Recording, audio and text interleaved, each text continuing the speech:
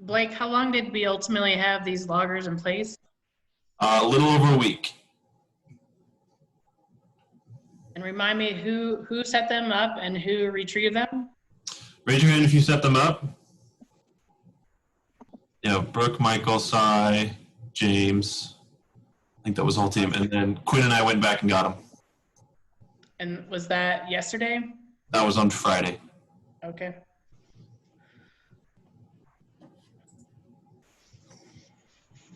All right, guys, are you able to see my presentation here? Looking good. All right. Well, let's Is this just an jump into it then. Argentina theme on purpose? Is there some big soccer match I'm missing? No, it's just the first one that came up. I mean, no, of course, really, yeah, go Messi. All right, yeah, so we'll just jump into it. This is the compressed air leak analysis. We're going to be finishing our training that we kind of started last week. Again, Conrad, your audio is not, it's similar to what was happening on the university meeting. We can hear you, but you're very faint.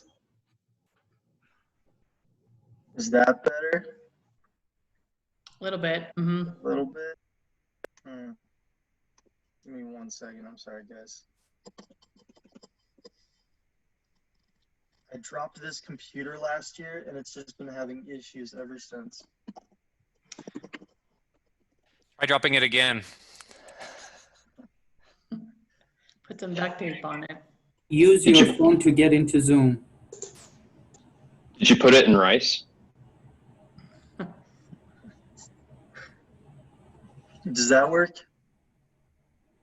It does Am seem I a just little going to have better. to talk super loud? Yeah, I think both. All right. Hey, Taufik had a good idea. He should call in. Is there a number to call? My phone is pretty archaic. It doesn't handle calls very well. Isn't that what archaic phones are supposed to do well? What, can I literally just like phone call and that works? That sounds better. That sounds better. It does. Yeah, you sound okay now. So I don't have to yell? I would just articulate and yell. I will talk slowly. I'll just have my volume at 100 the whole time. Works. God. Thanks for working here with me, guys. All right. We're going to finish our analysis of the compressed air leaks that we found at the Central Plant. Big shout out to James, who really put together this spreadsheet and got good headway going for us on this project. Step one, I want you guys to all open up this spreadsheet. Don't open it on Box. Make sure you download it. That way we're not getting too many changes to the original template. So there's this link right here, which, oh, I guess I can't share with you guys. Hopefully you can type that in. Alternatively, here is the roadmap for you guys to find it. However, what I would recommend doing is just typing in air leak template and it will come up. Conrad, you can use chat if you want. You can put stuff in chat. Yeah, There we go. Quinn's on it. Very nice. Thank you, Blake.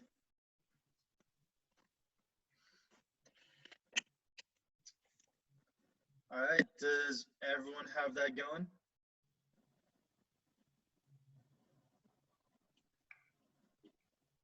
I didn't hear any no's, so we're just going to keep going. All right, so step two, super simple. All you have to do is put in the data. All you need is again, the pressure loss and the decibel reading. And it will automatically return to you a CFM value from the table above. Now, we only had one leak on this project, but if you have multiple leaks, it will return to you the total CFM loss in that nice little box there.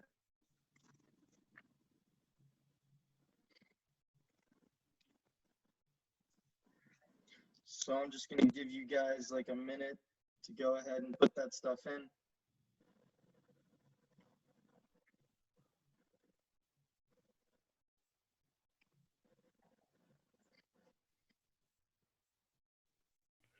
What? One thing I just wanted to mention really quick on this is be really conservative with your line pressure.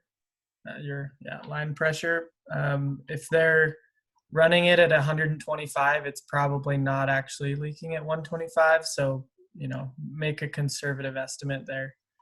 I remember that from the first time we did this and talking with our Cascade guy about it. Good point. Thank you, James. And James, if you have any other input, feel free to jump in. I know that you're pretty familiar with this. What were the actual two values for the pressure and the decibels? I didn't write anything down when we were in the plant. Oh, this picture I took doesn't have it. Blake. I mean, I'll share my values. The values I had were 37 and 34. Is that what everybody else got?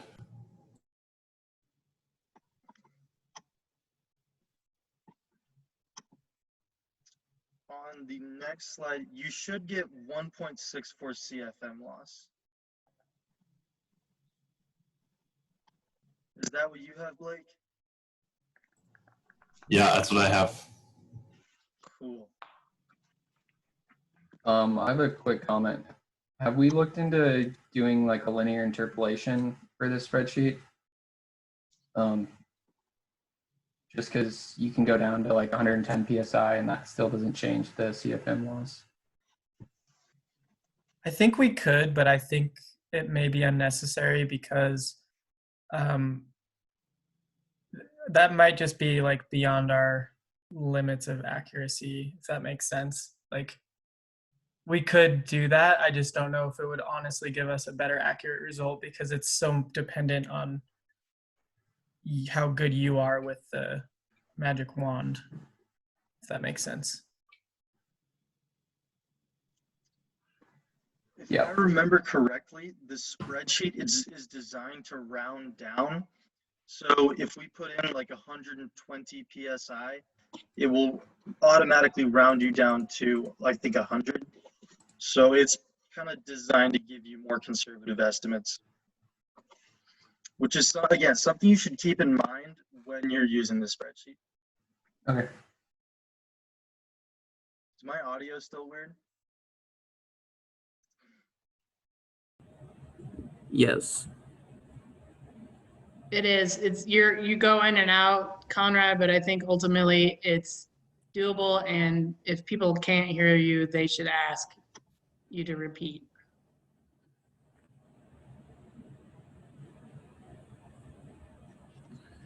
Cool, very cool.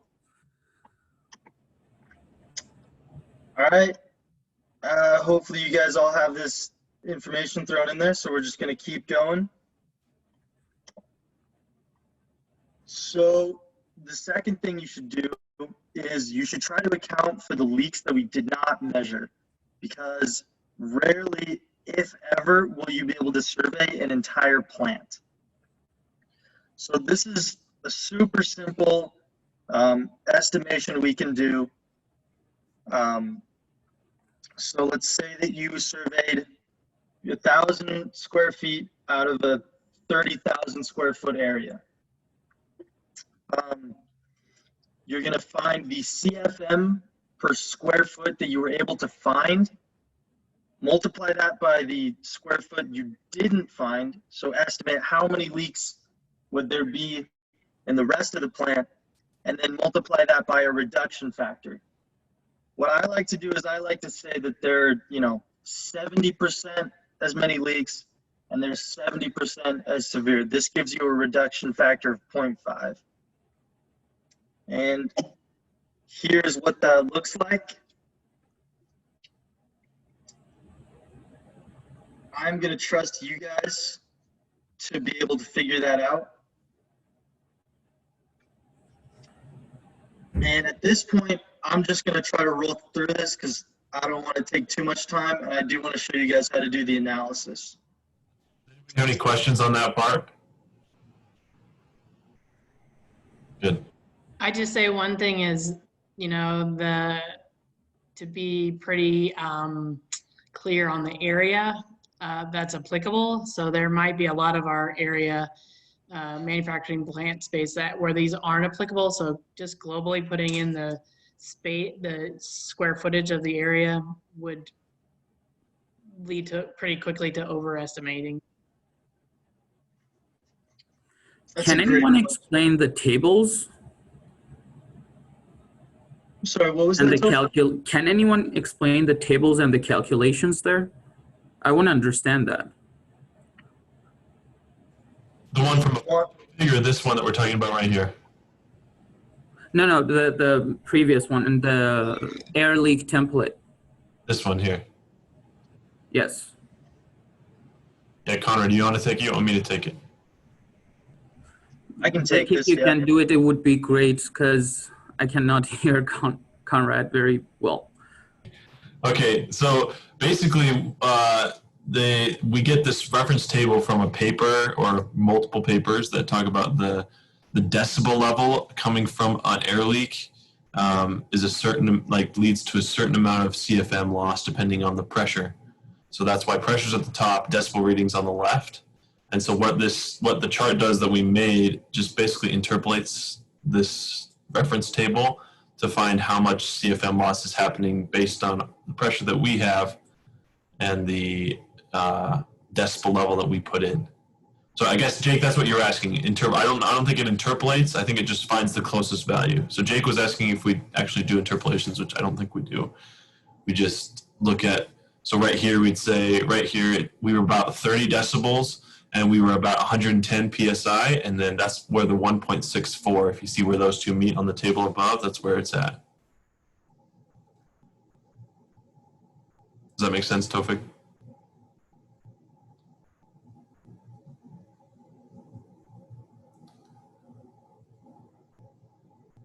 Sounds good. Thanks for stepping back. Let's keep moving.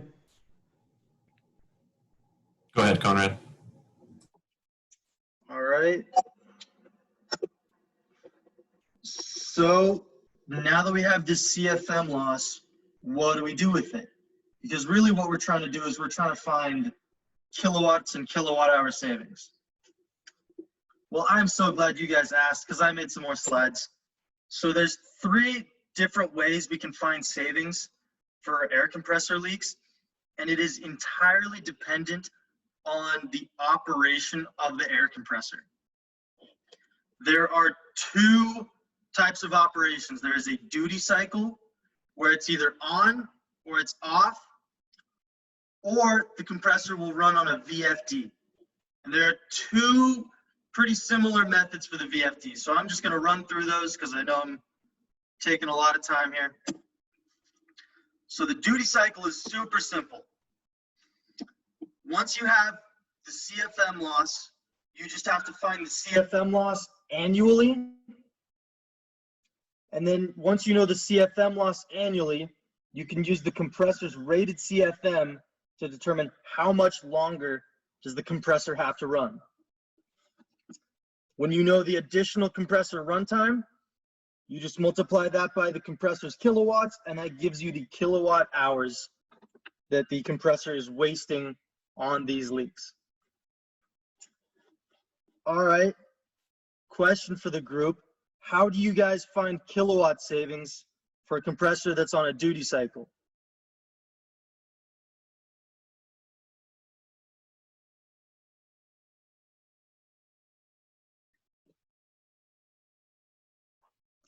Anyone? Is this assuming that we have that we install the CT so that we have amp data? Yeah. Okay. Actually, Nestor, that's a good thought. This is a trick question. There are no kilowatt savings for a duty cycle compressor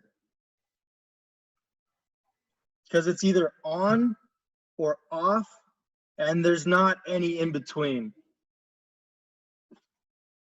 Sorry, I just wanted to see if you guys are paying attention. That's assuming it's on for a full 15, 30 minutes though, right? Yes, Quinn. Because when we do take that kilowatt savings, we do take a 15-minute average. So Quinn's got a point there. So there, that's true. Yeah. So there could be, there probably isn't, but like you could have a good. Julie likes to talk about these fudge factors that you put in and say, you know, we'll just estimate it that it helps hit the peak, you know, once or twice a year or something like that. So there could be some savings, but it's not a lot. I think that would be something dependent on the operational hours. Like if you see a tremendous reduction in operation hours, then yeah, that's actually a good point. You should look into that. I have never found a tremendous amount of leaks like that, so hasn't applied to me. Hopefully one of you guys will get that opportunity. All right, keeping our feet moving. The second option is for if the compressor runs on a VFD. So that means it can run at some certain rating between all the way on and all the way off.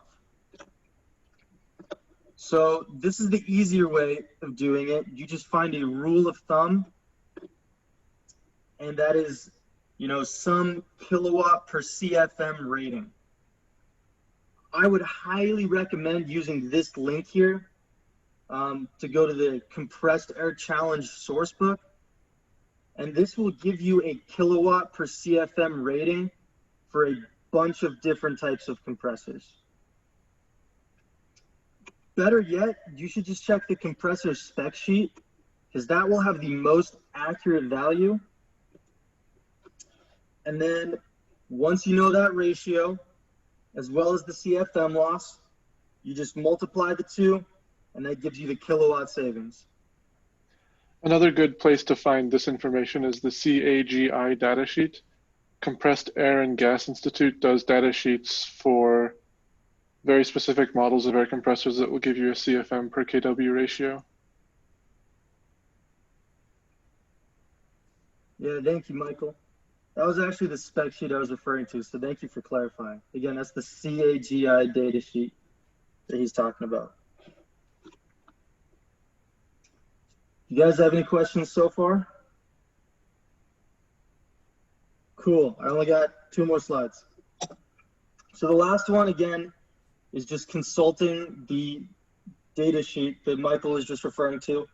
And in some cases, they'll provide you a series of values for kilowatt per CFM. You can use this information to create a graph, and that will give you a more accurate prediction for the current kilowatt demand and the new kilowatt demand.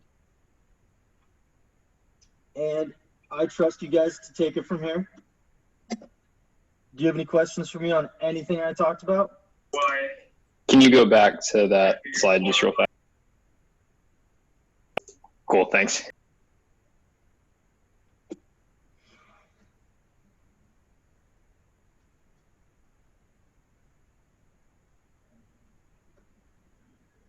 Awesome. So basically, mission accomplished. Now, if you're asked to do air leaks, you've been taken through the process of using the equipment and you've been taken through the calcs. And good news, we're also recording this, so you can also always review that as you need. But everyone here is trained up. Thank you, Conrad. Yeah, thanks, Conrad. Jake, you want to jump on and share your screen? Yeah.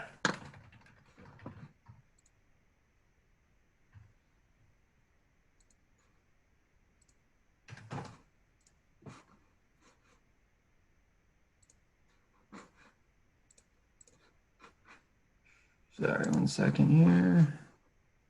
James, that was a very interesting dad move. I'm watching the baby because my wife's at a doctor's appointment. So good thing I'm on mute or you'd be hearing her.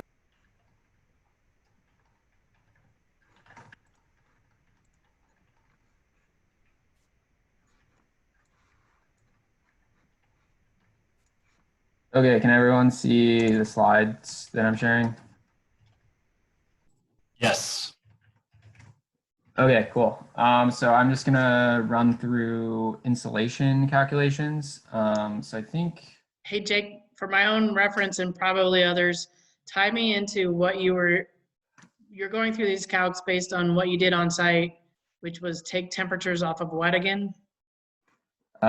so we had temperatures from the outside of the insulation that they had on the pipe, and then we had a temperature with no insulation. These were on their steam lines. So we're talking piping insulation. Yeah, piping insulation. Thank you. But this sort of method works for any insulation. You just have to change geometry in the calculations.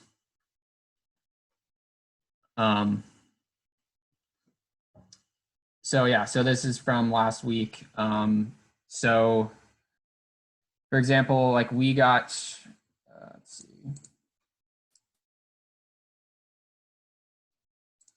So we measured this T wall, which I have here. That's just the temperature of like the pipe. And then, so we can use this thermal circuit analogy, which I think everyone is either going through right now in heat transfer or has already gone through, besides maybe Tess. So yeah, we'll use this thermal circuit analogy. And so coming off the pipe, you have both radiative heat transfer to the ambient air, and then you also have free convection heat transfer to the ambient air. And so both of these are acting in parallel. So when you add two resistors in parallel, you get this R total down here. And that's the same as how you would do it for an electrical circuit. And then if you were to add insulation, then you have the temperature of the pipe, which I have as T wall here. Then you have your insulation, and then you have free convection.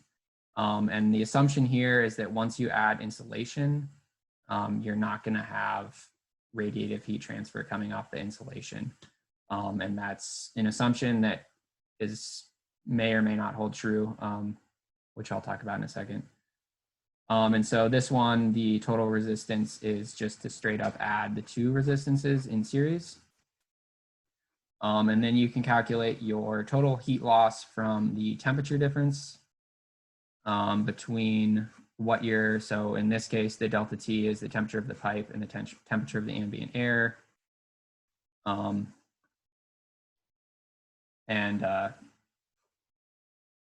Yeah, so I'll move on. So the hard part about this is to find each resistance.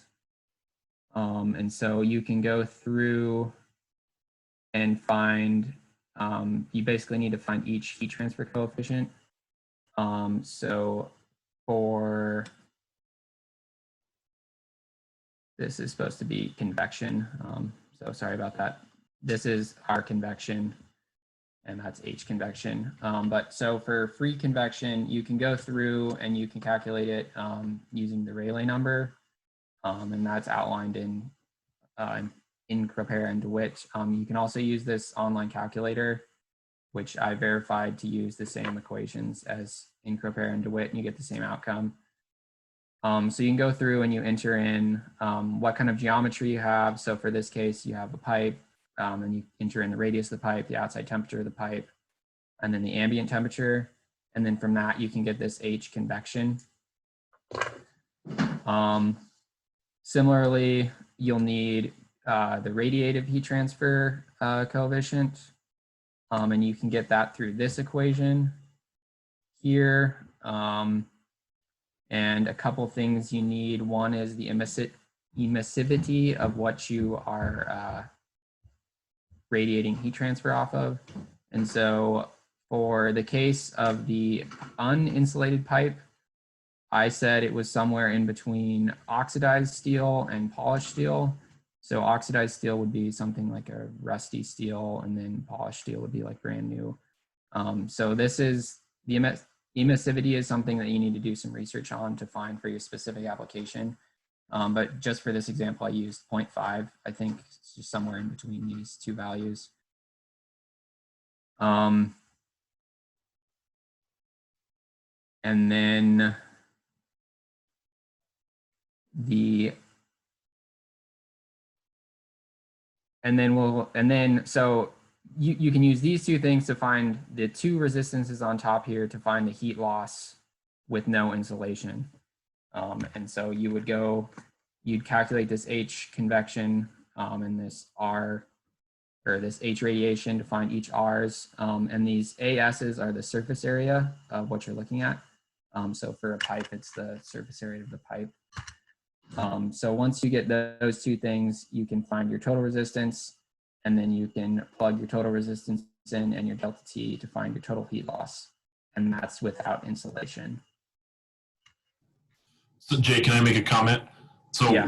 when you're on site and you're looking at pipes, one of the best things to do is one, if take a temperature reading, and then sometimes even take a picture of it, and then estimate right there while you're standing there the size of the pipe. Because if you get off site and you're like, was that a 3-inch pipe, a 5-inch pipe, or a 1-inch pipe? You just don't really remember. So do it while you're there. Just write it on your paper, and that's it. So. Yeah, that's a good point. And I am estimating the pipes from last week to be a foot in diameter.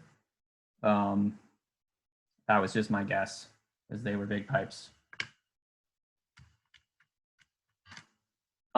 And so then once you have the heat transfer loss without insulation, you can find it the case for adding insulation. And so the case for adding insulation is a little more complex just because you have a changing geometry when you have a pipe. And so this is the formula that you use to find the resistance for a pipe when you add insulation. So this R2 is the new radius once insulation is added. The R1 is just the radius of the pipe. This K is your heat transfer coefficient or conduction for the insulation. So you can find that in the insulation data sheet that you get, or there's estimates you can find online. And then this L is your length of pipe, and this 2 pi is that's like the 2 pi times L is your surface area kind of normalization there.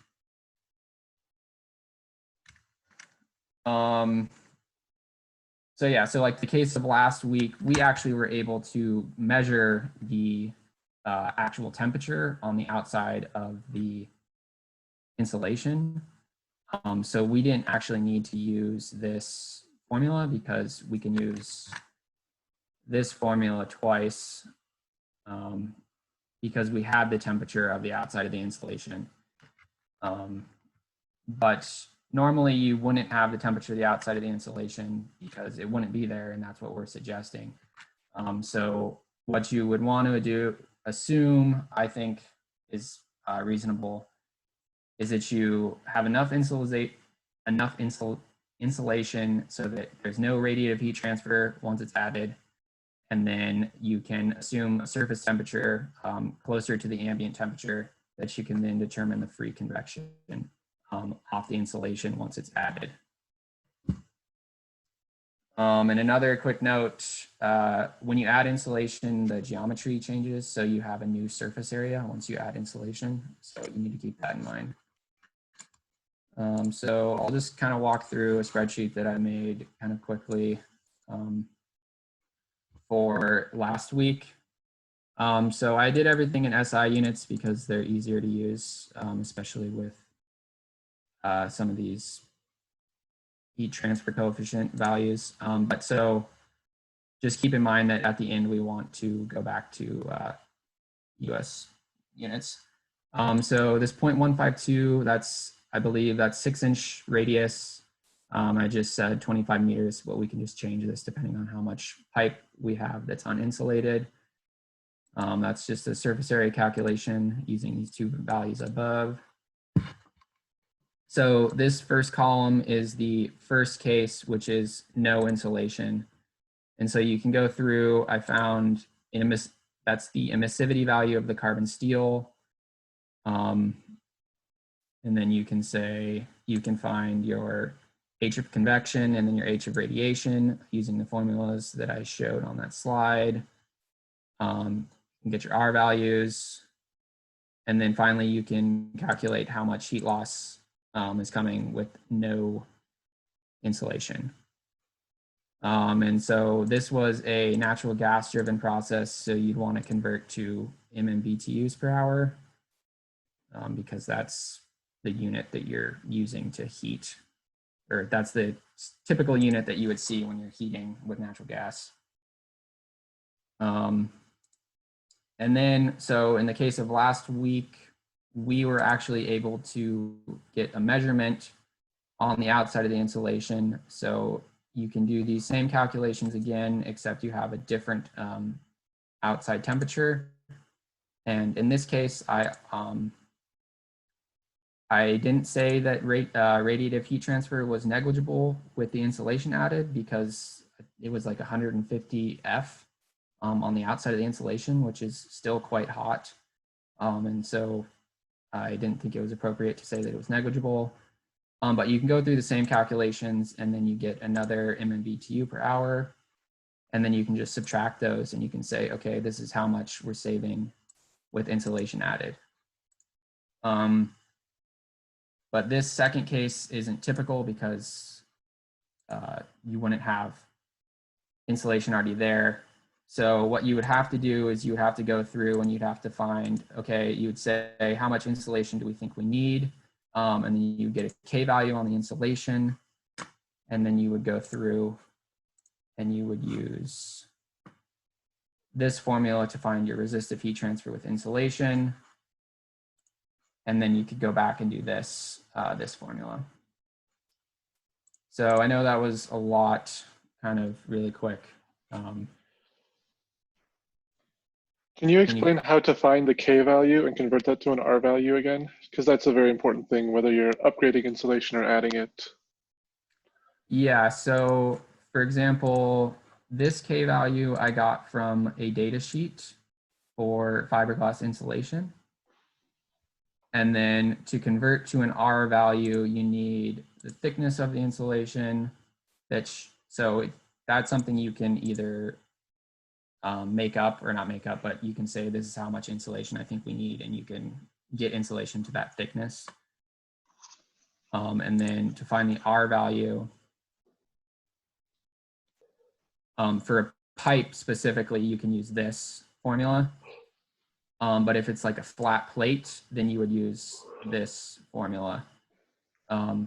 So the R value changes depending on your geometry. And all these are pretty easily found in your heat transfer book, even online too. So it's just important to note that your R values change with geometry.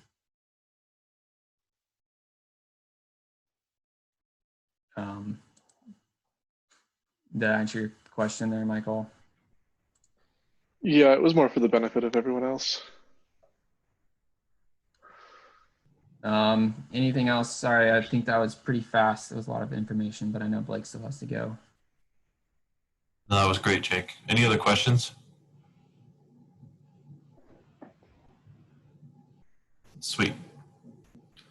Is there any SOP where we can find what? Not at the moment, but we could probably make one.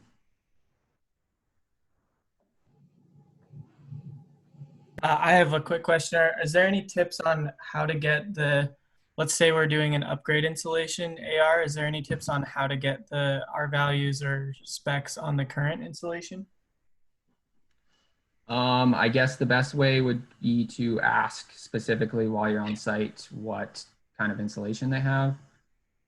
And then you would do some Google searches and reaching out to manufacturers or vendors, I think would be the best way.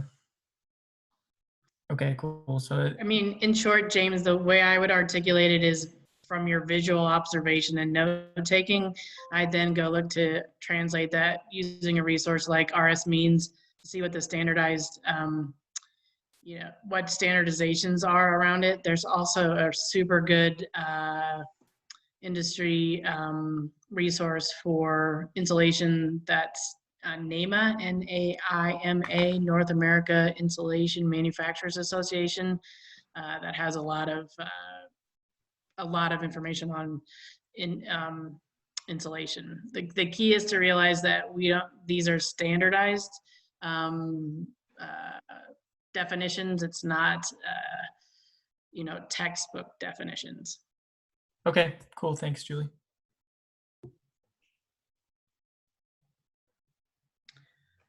Jake, thank you. That was a deep dive into insulation, which I wasn't expecting. I just want to say one thing in particular about your methods, which I really appreciate, and that is you used an online calculator, which is A-OK. And the reason it's A-OK is because you used an online calculator that you could get into the details and verify the methodology used. I support that 100%.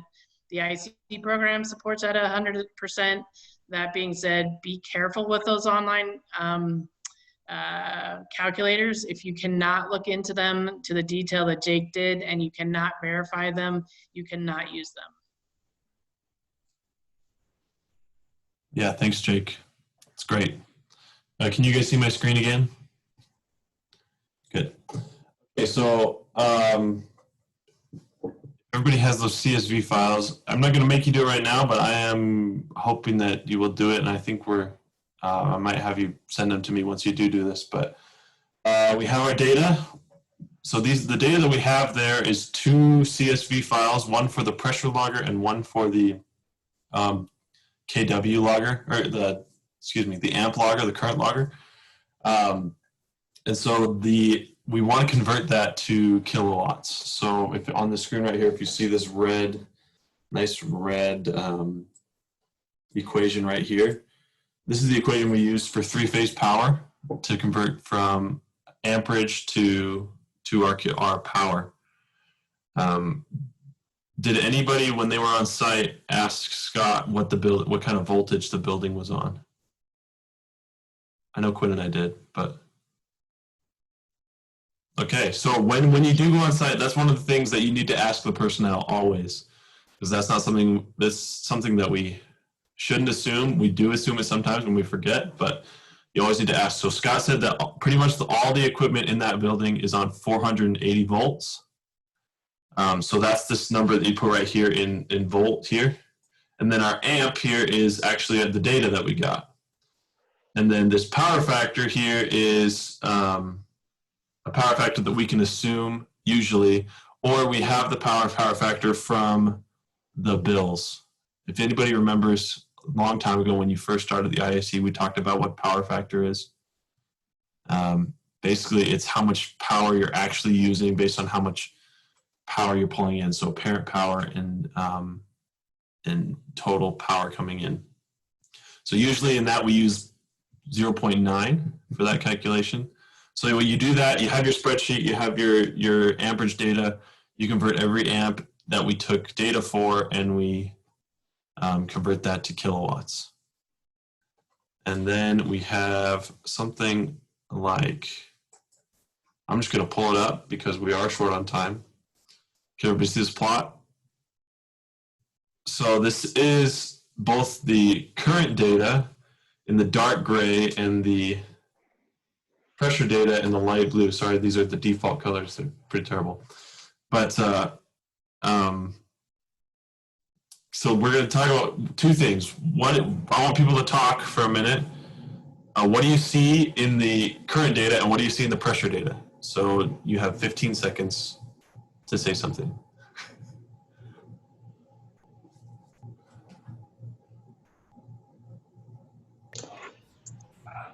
I was going to say the current seems to be going on and off and very varied. Yeah, good. So going back to what Conrad said earlier, this is a duty cycle compressor. So it's either on or off, right? So we're going from a high to a low. Great. Anybody else? I noticed that the PSI is like really low. Yeah. Unexpectedly low. So why do you say that, Nestor? Expound on that. I think there's like a rule of thumb out there where it's like 4. Oh no, that's for CFM. But just like in my experience, for this many amps, we're expecting somewhere north of like 100 PSI. Yeah, good. So that's your engineering sense kicking in. Great, Nestor. So if anybody remembers what the set point was for this compressor, it was 112 PSI. We are getting between 0.4 and 0.8 psi. So that is wrong. That is not right. This did not work. And I don't know, honestly, Quinn and I were talking about this after we looked at the data. There's not really much we can pull out of this from the pressure side. And so actually Quinn, for his class task, is going to look at our pressure loggers and try to fix them. So thanks, Quinn, for doing that, taking that on. But that's a good, Nestor, that's exactly what we want to see. We want to see measurements that we take, you look at them and you say, wait, that's not right. If we can do that, with things that we do wrong and also things that don't look right in the facility, then we can make really good observations and understand their process even better and make suggestions in that way. So let me go down to my next part really quick. I know we're over time. So this is after I did the power calculations. So the power calculations that I did, we talked about above with that equation. It looks pretty similar to that, to the current. So can anybody tell me how we can get kilowatt hour usage from this data? We multiply this power by the hours of usage. Good. So, so what power would we multiply? So I have tons of data points here of tons of power. You just integrate it. You could just integrate, exactly. That's good, Quinn. That's exactly what I would say. Is since each of these data points is 15 minutes apart, you can add up all the data points and divide by 4, right? Just to get kilowatts per hour, which is, kilowatt hours. Yes, Michael, were you going to say something? Yeah, I think all of this data is 15 seconds apart. Because if you have a data point up there for every reading we took, they were 15 seconds apart. You're right. Okay, so it's 15 seconds, not 15 minutes. Thank you. I'm thinking of. So integrating over 15-second intervals is going to be a lot of work. You can do it. I would probably recommend binning it into 15 minutes or 30 minutes or an hour, and then you can integrate or just multiply by the time step. Yeah. But yeah, good. Okay. 15 seconds. Thank you. This is coming from the guy who set up the loggers. Good. I'm glad we're there. So you can integrate it. That's good. You can also just take, honestly, you can take an average sometimes, and that's good too, as long as you state that assumption in your calculations that you are taking an average, and things like that. Did anybody have any other comments? Everything's been good so far. I mean, you can use a software such as MATLAB to do it for you. It's way easier. Yeah. Python, pandas, if you've ever used pandas in Python, it's really easy to bin. And this isn't a great example, but a lot of times you can see trends and even deduce the operation, the hours of operation of the facility or the control strategy of all sorts of equipment just by looking at the amperage data. And sometimes it reveals things that you're not even aware, that maybe the operators aren't even aware of. This one is pretty clear to see that it's a duty cycle compressor, but we can also see that it doesn't ever turn off. It's pretty consistent 7 days a week, so we're not seeing any variation on the weekends. Indicates 24/7 operation. Other types of equipment, you might be able to deduce even the operating hours or when they make their product or run their process line the most. Sweet, thanks, Michael. It's also, what was I just gonna say? I just lost my train of thought. Never mind. Oh, Blake, I was going to say something. It looks really condensed, so it's hard to distinguish between the points because everything just looks like a one solid thing. So I think you couldn't be able to know, for example, if their usage changes during one day, just because it's so compact. Yeah, I would agree. And you could also take the data points, count the number of data points in certain areas. And the data points that are above 40 kilowatts and the data points that are below 35 kilowatts, and you can get a % of time that it's loaded versus unloaded. That's something that we can do. What's interesting is this compressor is no longer there. They just switched out this compressor with a new compressor. So we'd be interested to see when we go back in the spring for our on-site training in the spring, compare this data to that data. And Scott on site was really interested in this data just to have it and to compare with what the data they're going to be collecting in the future. So I have a question. yeah, Tofik. Why do we need that many data? Why every, you said 15 seconds, the current and the other one, then what was it? I think the voltage, the pressure, they are every, I think 30 seconds. Why do we need that many data? Why not like every minute or like every, I don't know, 10 minutes? Yeah, so correct me if I'm wrong, anybody, but actually we just do it because we can, I think is really what we do. We get a week of data and our loggers can get that many data points. So I mean, we could go lower, but why not? If we can get more data, let's get more data. We always err on the side of more data is better data. I'll chime in there. I think it also depends what you're trying to look at, because if we have 10-minute data, we likely aren't going to be able to see when the compressor cycles, when it turns on and off. So that's a better reason to have smaller data, but then you don't want to go too small because then you start. So it's kind of this balance between finding enough data but not too much. But a lot of it depends on what you're trying to look at. And also, I think it's a good idea to have a separate block for every day if you want to get more into detail to get a better perspective.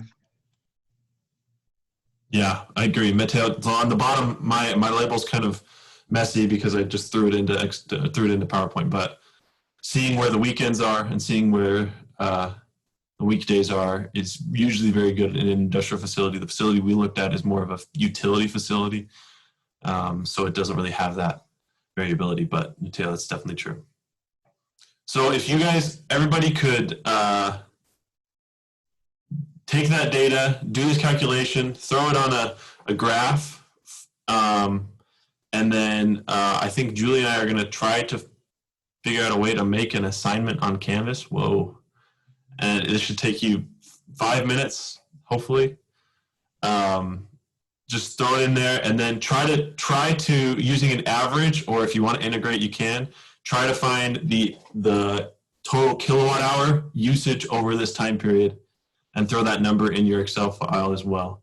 And then just, that'll be the assignment for today. I'm serious, should take you 10 minutes. If not, message me on Slack, I'll help you through it.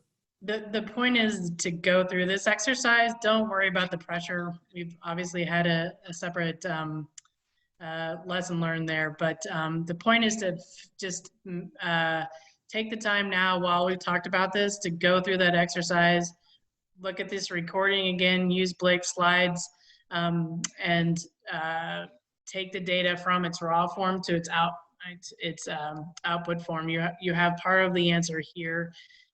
Again, the idea is once we've gone through this session that all the folks that are on the team now are ready and willing and able to use logger data and interpret logger data.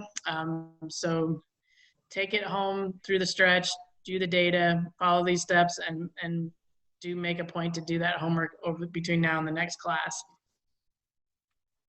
It should not take long, like Blake said, but finish it out.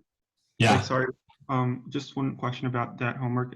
So we're trying to find the total energy usage in kilowatt hours. Is that what you were saying? Yeah, as well. So you know how many, you can see how many hours is being used. You can find an average, you can integrate, just get a number for the total kilowatt hours used in our data chunk that we got here. Okay, sounds good. Thank you. Great. Awesome. Any questions? Sorry we went over. Thanks for the extra time today. Thanks, Blake. Thanks for everybody that, today was great. Thanks for everybody that contributed. We'll see you next week. Do the homework. Bye-bye. Thank you. Thanks, everybody. Bye.